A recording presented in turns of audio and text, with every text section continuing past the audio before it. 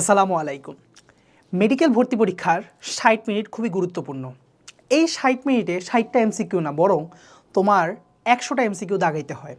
অর্থাৎ তুমি একটা এমসিকিউর জন্য কিন্তু ১ মিনিটের সময় পাচ্ছ না। সো প্রতিটা মিনিট আসলে খুবই গুরুত্বপূর্ণ, প্রতিটা সময় খুব গুরুত্বপূর্ণ। কিভাবে আসলে এই ৬০টা মিনিট স্পেন্ড করা উচিত, অর্থাৎ সোজা কথা তোমার এক্সাম হল স্ট্র্যাটেজি কীরকম হওয়া উচিত, যার কারণে তুমি সবচেয়ে কম সময়ে সর্বাধিক সংখ্যক অ্যান্সার তুমি করে আসতে পারো, সেই টেকনিকগুলো তোমাদের সাথে আমি আজকে শেয়ার করার চেষ্টা করব। সো আসো আজকে তোমাদের সাথে পরিচয় করায় দিই সেই মহান মেডিকেল অ্যাডমিশন টেস্টে ভালো করার মহৎ টেকনিক, যেটাকে আমি সবসময় নাম দিই হয়েছে 3 রান ফর্মুলা। সো আজকে তোমাদেরকে শিখাবো যে এই 3 রান ফর্মুলা জিনিসটা কি। সো এই 3 রান ফর্মুলাতে 3টা ধাপে তোমাকে 100টা প্রশ্ন রিভাইজ করে যেতে হবে। 3টা রানে 100টা প্রশ্ন রিভাইজ করে যেতে হবে। নাম্বার 1 পয়েন্ট যেটা হচ্ছে যে আমার ফার্স্ট রানে আমি কি করব।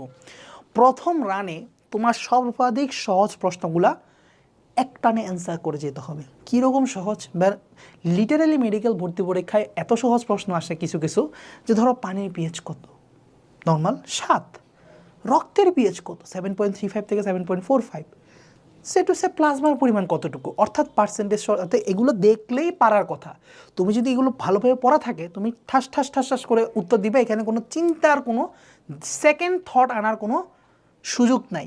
যে প্রশ্ন দেখলা, প্রশ্ন দেখার সাথে সাথে উত্তর মাথায় ক্যাচ করলো এবং তুমি অপশানে দেখলা যে হ্যাঁ উত্তরটা আছে, উত্তর খ বা গ দিলা দাগাইয়া সুন্দর মতে। অর্থাৎ তোমার যে প্রশ্নের উত্তর তোমার জানা আছে, সেকেন্ড কোনো থট আনা লাগে না, সেকেন্ড থট লাগে না। সোজা কথা, সেকেন্ড থট লাগে না।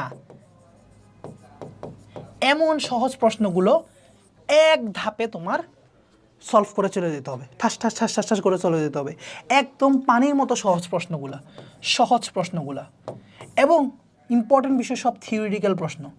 এখানে কোনো ম্যাথামেটিক্যাল প্রশ্ন আসবে না, কারণ ম্যাথ তুমি যদি প্রশ্ন অ্যান্সার করতে যাও, একটা প্রশ্ন সলভ করতে মিনিমাম 1 মিনিট হলেও টাইম লাগবে। আর অন্যদিকে ওই 1 মিনিটে মিনিমাম 3 থেকে 4টা সহজ এমসিকিউ অ্যান্সার করা যায়। তোমার শুরুর দিকে অবশ্যই মাথায় রাখতে হবে তুমি যাতে বেশি সংখ্যক নাম্বার পাও, নট যে একটা কঠিন প্রশ্ন সলভ করে আমি খুব উদ্ধার হব, কারণ লাভ তো নাই। কারণ একটা কঠিন প্রশ্ন মানও হচ্ছে এক, একটা সহজ প্রশ্নের মানও আছে এক। তাহলে তুমি যদি প্রথম 10 মিনিটে 30টা প্রশ্ন সলভ করো, তাহলে তোমার কনফিডেন্স কীরকম বাড়বে তুমি যে চিন্তা করো তো। প্রতি মিনিটে যদি তুমি 3টা প্রশ্ন করে সলভ করো গড়ে, তাহলে 10 মিনিটের মধ্যে তোমার 30টা প্রশ্ন সলভ হবে। বুঝতে পারতেছো? বাট তুমি যদি সিরিয়াল ধরে ধরে আগাও, অর্থাৎ কঠিন প্রশ্ন, সহজ প্রশ্ন সবগুলো ধরে ধরে আগাও, প্রতিটা, তারপর ম্যাথমেটিক্যাল প্রশ্ন সহ সিরিয়াল ধরে আগাও, তাহলে তোমার কি হবে? তুমি 1 মিনিটে একটা প্রশ্ন অ্যান্সার করতেছো, তাহলে 10 মিনিটের মধ্যে 10টা প্রশ্ন অ্যান্সার হবে। তাহলে তুমি দেখো, তুমি কিন্তু পরীক্ষা প্রথম 10 মিনিটেই প্যানিকে পড়ে যাবে। আল্লাহ, মাত্র 10 মিনিট গেছে, আমি মাত্র 10টা প্রশ্ন অ্যান্সার করছি। আমার তো 60 মিনিটে 60টা অ্যান্সার করতে হবে না, আমার তো 60 মিনিটে 100টা অ্যান্সার করতে হবে। কিন্তু প্রথম 10 মিনিটেই তো ঘটনা। ওই যে মর্নিং শোজ দ্য ডে, এই কথাটা কিন্তু খুবই গুরুত্বপূর্ণ। আমি যখন প্রথম 10 মিনিটেই আমি যখন রান হেরে গেলাম, তখন কিন্তু অলরেডি ভয় ঝরে যাবে। এমনি মেডিকেল ভর্তি পরীক্ষার হলে অনেক ধরনের ভয় কাজ করে, অনেক চিন্তা, অনেক বাজে চিন্তা কাজ করে।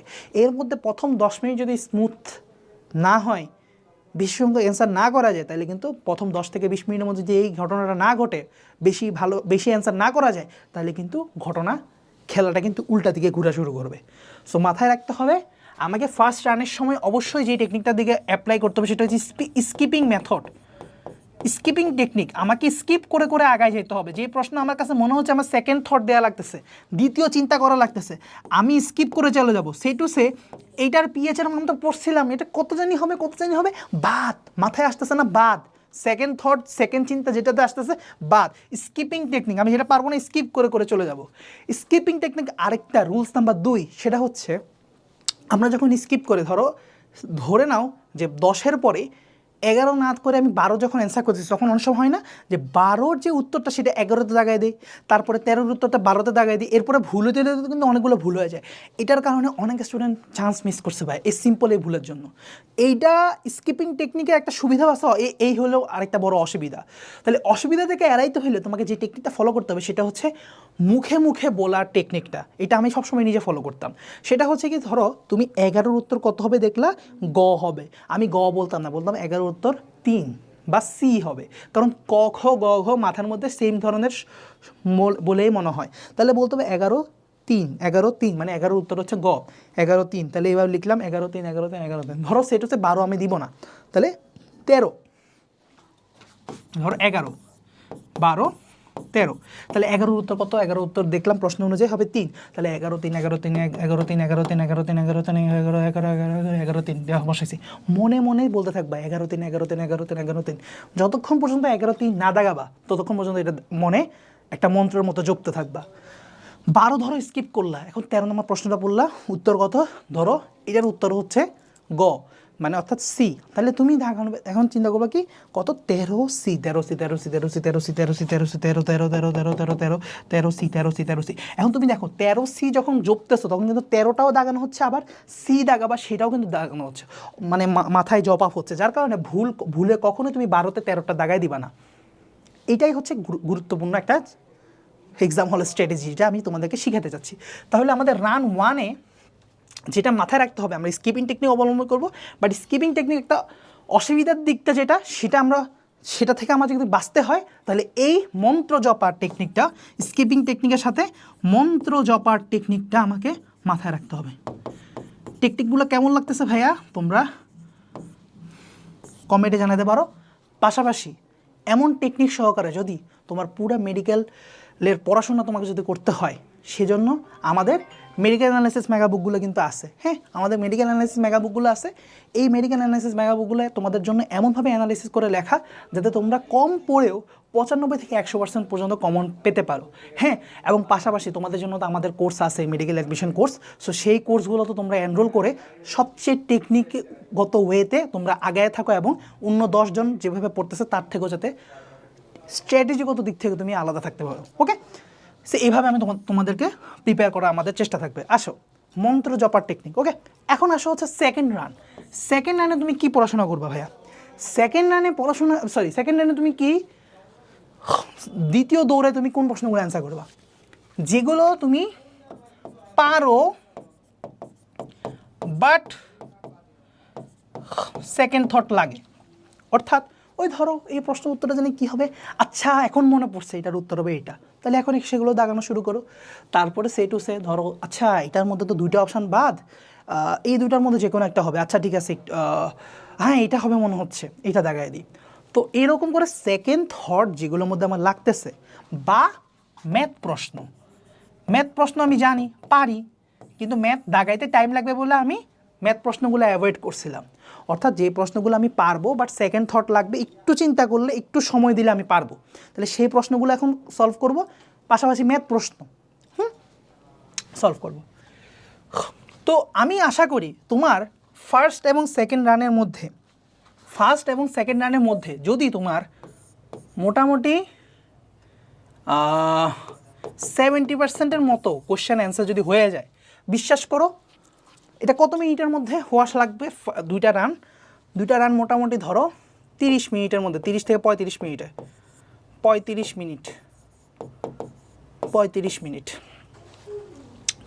মিনিট ধরলাম 35 মিনিটে তোমার যদি 70% কোশ্চেন অ্যান্সার হয়ে যায় অর্থাৎ প্রতি মিনিটে 2টা করে অ্যান্সার প্রতি মিনিটে 2টা করে গড়ে অ্যান্সার তাহলে তুমি কিন্তু মানে হেভি কনফিডেন্স পাবা কারণ তুমি চিন্তা করে দেখো তোমার প্রিপারেশন ভালো থেকে তুমি ইনশাল্লাহ 70% কোশ্চেন এতক্ষণ অ্যান্সার হয়ে যাবে কারণ এই টেকনিকগুলো অবলম্বন করার কারণে কারণ প্রথম 10 মিনিটে তো তুমি 30-এ দাগায় ফেলবা কারণ তুমি যে ওই স্পিডে আগাচ্ছ তারপরে 10 মিনিটে না হয় আরও 20টা 50টা বাকি আরও 20টা দাগাইলে হচ্ছে পরের 20 মিনিটে তো বুঝতে পারতেছো 30 না 35 তো আমরা 35 থেকে 40 ধরি ধরো তুমি একটু টাইমই লাগতেছে ধরো তোমার একটু টাইমই লাগলো ধরো সেই টুসে হ্যাঁ আমরা একটু মানবীয় ব্যাপার থেকে চিন্তা করে ধরো তোমার আসলেই টাইম লাগলো 35 থেকে 40 মিনিট টাইম লাগলো তাহলে 35 থেকে 40 মিনিট টাইমের মধ্যে তোমার 70% অ্যান্সার যখন হয়ে যাবে তখন তোমার হাতে থাকা আর মাত্র 20-25 মিনিটের মধ্যে বাকি 30% নিয়ে চিন্তা করতে তোমার কোনো সমস্যা হবে না তুমি থার্ড রানে হচ্ছে এক্সট্রিম হার্ড কোশ্চেনগুলো নিয়ে এবার চিন্তা করো এক্সট্রিমলি হার্ড কোশ্চেন এবং মেডিকেল ভর্তি পরীক্ষায় আইরনিগতভাবে এটাই ঠিক যে 30% কোশ্চেন থাকে যেগুলো তোমাকে ভাবাবে সো ওই 30% কোশ্চেন নিয়ে এবার তুমি ভাবো কারণ এখন তোমার ভাবার সময় আছে মজার ব্যাপার কি এখন তোমার 30% কোশ্চেনের জন্য 20 মিনিট টাইম আছে যেটা অনেক ন্যূনতম 20 মিনিট টাইম আছে, ইভেন ক্ষেত্র বিশেষে 25 মিনিটও থাকতে পারে। তাহলে এখন তুমি এগুলো নিয়ে একটু টাইম আস্তে আস্তে অ্যান্সার করলে এগুলোর মধ্যে থেকে ভুল হওয়ার সম্ভাবনাটা কম, কারণ এগুলো ক্রিটিক্যাল প্রশ্ন, এগুলোতে টাইম দিতে হবে বেশি, এখন এগুলো থেকে ভুল করা যাবে কম। এখন মজার ব্যাপার, তুমি তো আর 100টা মেডিকেলে 100টা প্রশ্নের মধ্যে 100টা অ্যান্সার করবে না, হয়তো তুমি অ্যান্সার করছো 90টা, কারণ 90টার পর তোমার পুঁজি শেষ, তুমি আর পারোই না কোনো কিছু।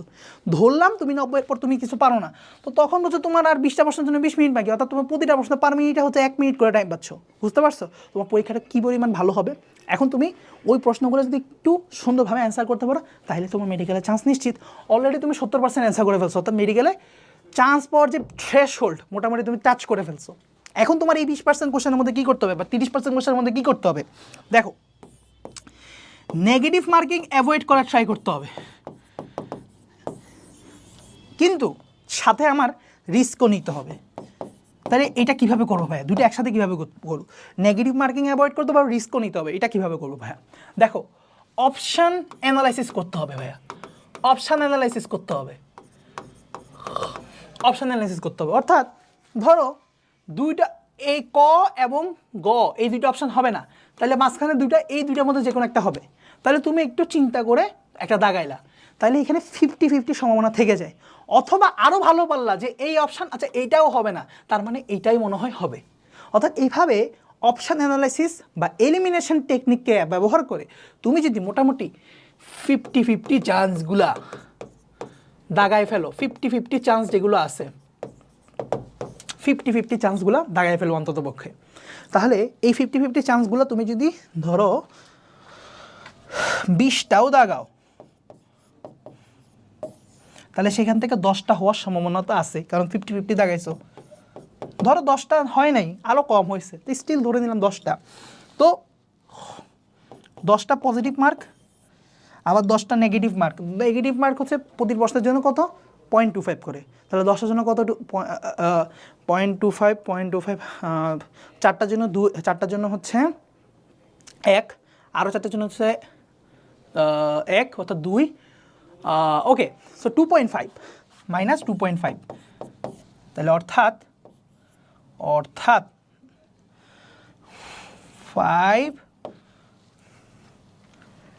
7.5, তাহলে তোমার প্লাস 7.5 কিন্তু থাকে। অর্থাৎ তুমি কিন্তু 70-এর সাথে 77.5 পেয়ে যাচ্ছ। ইভেন ভাইয়ার মেডিকেল ভর্তি পরীক্ষাও কিন্তু এতই পাইছিলাম, ওয়াও মিলে গেল 277.25, আমি 2 পাইছিলাম। হ্যাঁ, আমার এখন মেডিকেল ভর্তি পরীক্ষা মার্কটা মনে পড়ে গেল। সো আমারও অনেকটা স্ট্র্যাটেজি এরকমই ছিল, বুঝছো? সো তুমি যদি 20টাও এরকম 10-20 করে দাগাও, সবচেয়ে খারাপ সিচুয়েশন, মানে মোটামুটি খারাপ সিচুয়েশনের কথাই বলতেছি, স্টিল তুমি কিন্তু অনেক, ভাইয়া পড়ি কোথায়? স্যার সলিমুল্লাহ মেডিকেল কলেজে, বুঝতে পারতেছো? সো এরকম ভালো মেডিকেলও তুমি কিন্তু এক্সপেক্ট করতে পারো, ঢাকা মেডিকেলের পরেই যেটার অবস্থান। ওকে, সো এটাই বলতেছি যে ভাই একটু স্ট্র্যাটেজি, 3 রান ফর্মুলাকে খুব ভালো করে অ্যাপ্লাই করতে পারলে, তোমার প্রিপারেশন যদি একটু মিডিয়াম মানেরও হয়, তুমি খুব ভালো একটা মেডিকেল ইনশাল্লাহ পাবা। আর তোমার প্রিপারেশন যদি ভালো হয়, তাহলে এই 3 রান ফর্মুলা অ্যাপ্লাই করলে তুমি ঢাকা মেডিকেল তো অনেক টিকবাই, এতে কোনো সন্দেহই নাই। ঠিক আছে, আর আল্লাহ সহায় থাকতে হবে। ঠিক আছে, মূল কথা হচ্ছে এইখানে।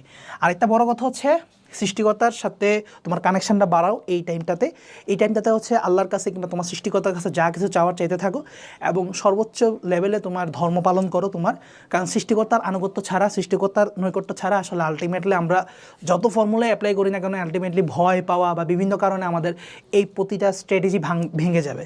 সো সব শেষ খেলা হচ্ছে ঈশ্বরের খেলা বা আল্লাহর খেলা।